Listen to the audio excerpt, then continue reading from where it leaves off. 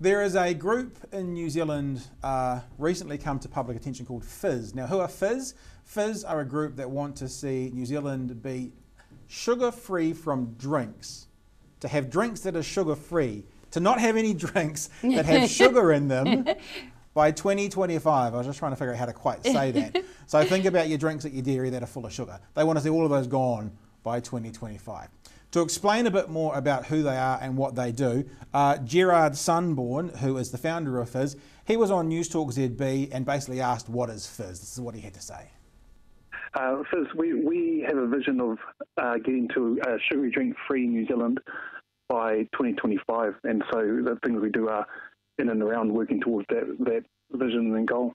He went on in the interview to talk about what Fizz was offering the community and who within the community might be interested in being involved with Fizz. Let's have a quick listen to that. A number of community organisations and clubs have asked us, do we have something along the lines of a logo that shows that they're sugary drink free, or their event is sugary drink free. So today we've got 3 versions of the logo that delegates at our symposium will vote on, and it'll be available to clubs and organisations and businesses and people who run events to use for the event, to show that the event or organisation is sugary drink free, and that's in a bid to turn the tide on our growing epidemic of obesity and its related consequences like diabetes.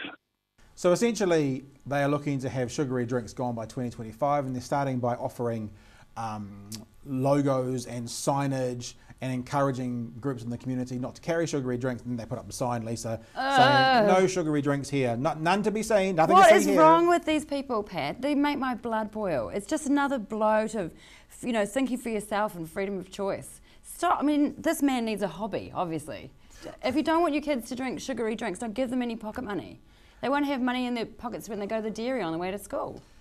Do you think there is no benefit at all in removing sugary drinks from New Zealand at all? I can't. I mean, if you're drinking a 2-litre thing of Coke a day, yep, you're an unhealthy person, and you need to be educated not to do that. To just take away anyone's right to have, I want to have a pie, I want to have a Fanta.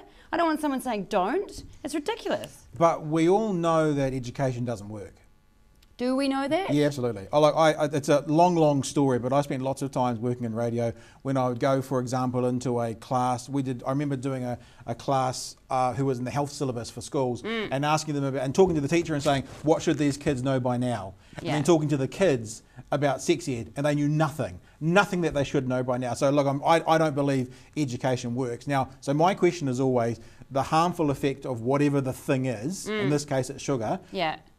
If we took on the premise that education doesn't work, you may agree or disagree with that, is it too harmful to keep in society, or is it not harmful enough that it doesn't really matter? That's the question. It's sugar. It's not crack cocaine. I mean, I think this is ludicrous. Well, I agree it's not crack cocaine by the fact that it's not crack cocaine. But you still think it's really harmful? Oh, I think that like added sugar is not.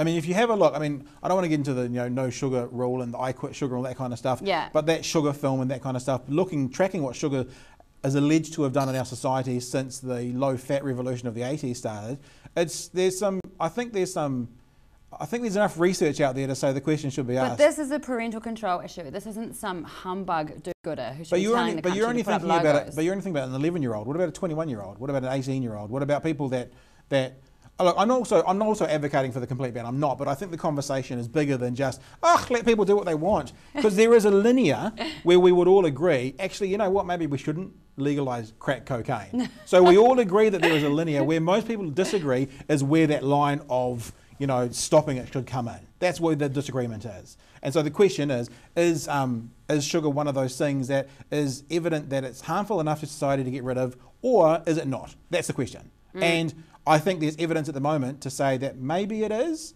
but I'm also not a proponent of doing the full ban. But I am a proponent of having the conversation, not just shutting it down by saying, these people are idiots. Let's at least have the conversation and go from there. I don't want to talk about it.